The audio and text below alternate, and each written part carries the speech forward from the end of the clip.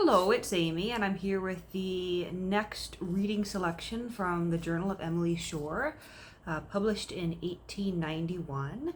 And the previous readings are in the Journal of Emily Shore playlist. So if you haven't seen those yet and you're interested, be sure to go and check it out from the beginning. But today we are starting chapter 2, which moves into a new age year for Emily. This is February 16th to December 30th of 1832, from the time she was 12 years old to the age of 13 years old. And she is writing from Brooke House in Woodbury. So this is February 16th, 1832. Till lately I have never read Spenser, and therefore was not personally acquainted with his beauties. Neither do I mean to say that now I have read his Faerie Queene. But having accidentally met with an extract from his Hymn of Heavenly Love, a long poem, I went to Papa's study and read the whole poem, which is most exquisitely beautiful, and is perhaps equal to anything Milton ever wrote. It is very simple, but highly poetical, and a pious feeling runs throughout.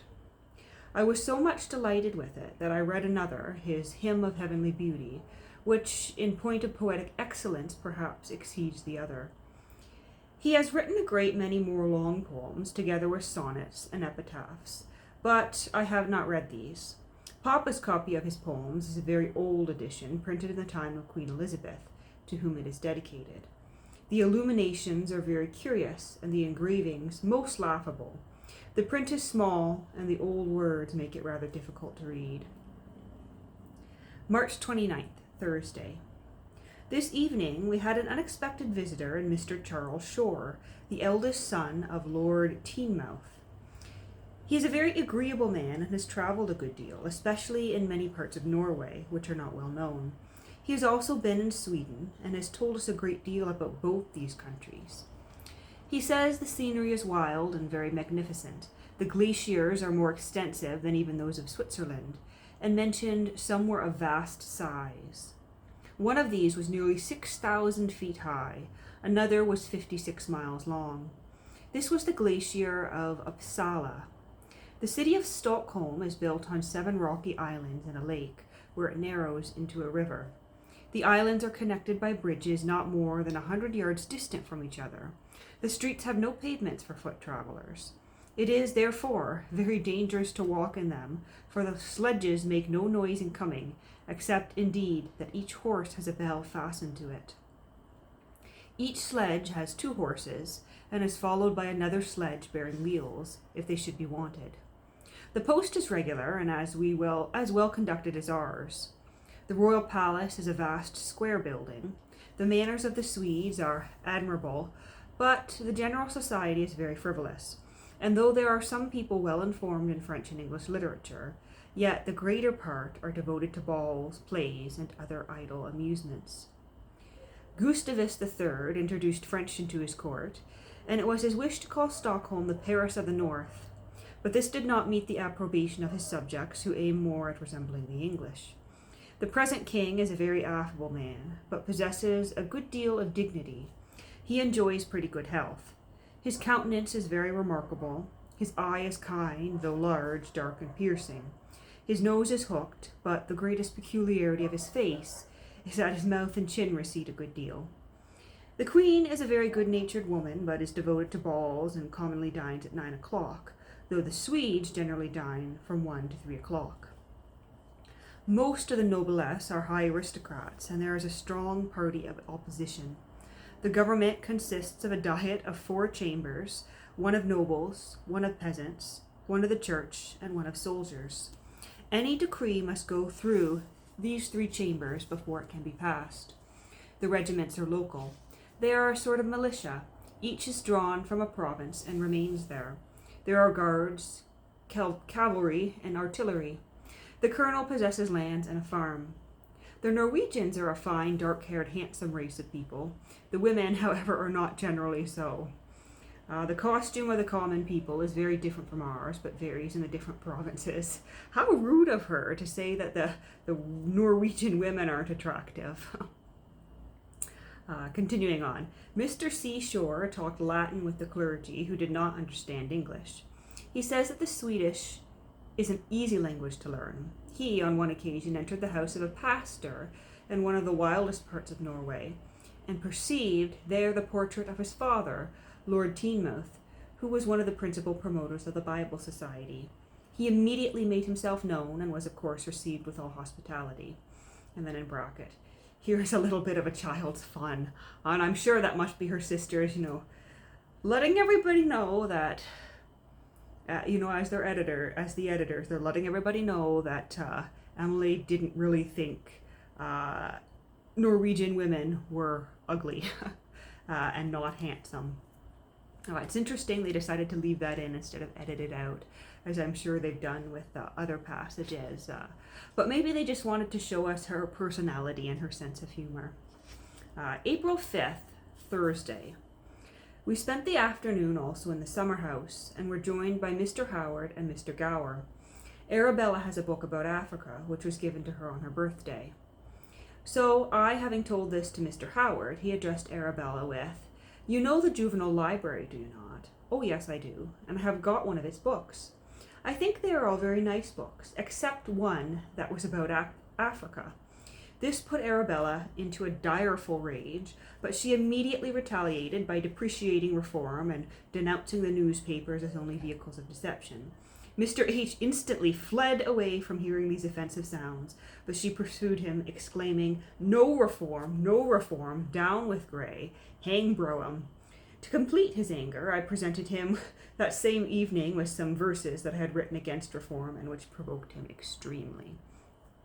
So I think it's safe to say that whatever this reform is, the Shore sisters are not for reform. June 15th, Friday. All the mob of Potton made a great riot to celebrate the passing of the Reform Bill, and paraded the town with the most hideous yells, accompanying a triumphal car in the shape of a wagon completely covered with fresh boughs and bearing flags. They had also with them a band and 3 large flags bearing the following inscriptions: Earl Grey and his colleagues, Tavistock and Paine forever, Earl Grey and religious liberty, W.R. the Fourth and Reform. I do not suppose that any of them understood what they were so noisy about. The procession took place late in the evening. The band entered our garden and played several tunes, while the flags were all the while waving before the windows. So I'm assuming this is the Reform Bill in England. I wasn't sure for a moment whether they were talking about England or somewhere in Norway or Sweden, just given the context of the previous entries.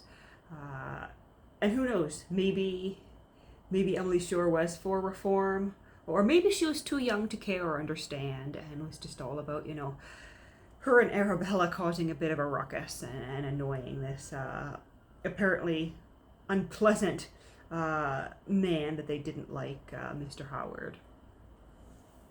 June 18th, 1832. I have been much interested in observing the operations of some ants in one of the garden walls. These little insects have made very extensive buildings in one of the paths, both underground and above. With the earth which comes from their excavations, they build little domes and arches above the ground, near the entrance. It is the most interesting thing to watch, the ants bringing out huge lumps of earth to make these domes with. I saw a single ant laboring up the steep sides of its hole, which was almost perpendicular, and carrying with it a lump of earth 5 times as big as itself. For 3 successive times the ant fell down with its burden as soon as it reached the top, but its perseverance prevailed, and it succeeded. Another ant, having fallen down, obtained the assistance of 2 others, and the united strength of the 3 drank it quite up. June 21st. I picked up on the grass a palmer worm, which is a caterpillar, so named because it travels about like a palmer or pilgrim. And palmer is a word I don't know, so I'm assuming a palmer, putting your palm out, so maybe a beggar of some sort. But given as it's put in the context of pilgrim, perhaps a palmer is, someone who is traveling and begging for religious reasons. I will look this up after I finish reading, but if you know, please let me know in the comments below, and please enlighten everybody else who might watch this. So a palmer or a pilgrim. It has long, thick tufts of black and red hair and a very minute gold spot to each ring. It crawls very quickly. It seems to eat chiefly the leaves of the dock, the vine, and the lilac. June 23rd. Richard has found me in the garden a beautiful caterpillar, which is now before me, and it is nearly 2 inches long, with a number of thin tufts of hair on its body. There is a broad blue stripe on each of its sides, extending head to tail, and on every other part are alternate and narrow stripes of orange and black, besides a white stripe along the top of the back. The face is grey and the eyes black. The hairs beneath the body are of an orange colour. It has 10 rings on its body and 6 legs before, besides 8 holers near the tail. I have never before seen such a pretty caterpillar. The different colours are arranged so beautifully, and the blue is so exquisitely speckled with black. Round its neck it has a band of grey colour, with 2 black spots, and the under part of the body is black and grey. I think it is much prettier than the palmer worm, and I wish very much to know its name. July 2nd, Monday. Richard and I went to sketch St. Leonard's Monastery, an ancient Norman building now falling to ruins, but there still remain some beautiful arches with very rich mouldings. I took a drawing of it from a very inconvenient place, and did not succeed very well. The boys in the street threw stones at us, and behaved very imprudently, which my aunt attributes to reform. What an idea! July 3rd. Mr. Cayley found the Nummelaria, or moneywort, which I had long wanted to see. It is very beautiful, of a delicate gold colour, the class of Pedandria monogynia. The flowers are strung with the leaves along creeping stalks.